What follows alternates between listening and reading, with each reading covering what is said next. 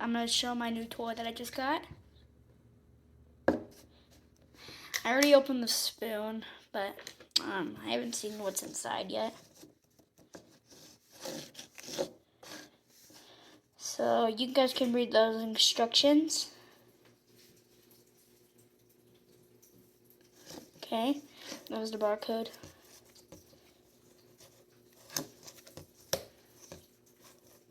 It's really fun to do, and it's strawberry flavor, I'm guessing.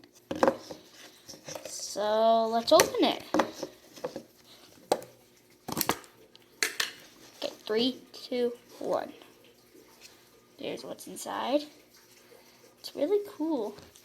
It looks like cotton candy or for some reason, or bubble gum.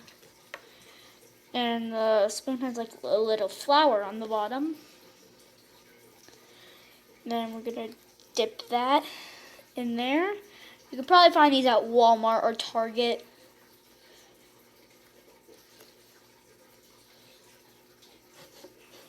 But if it comes out wrong, I don't really know.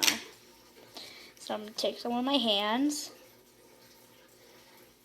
You guys can try it if you find the right thing, because it's super stretchy and super fun to play with.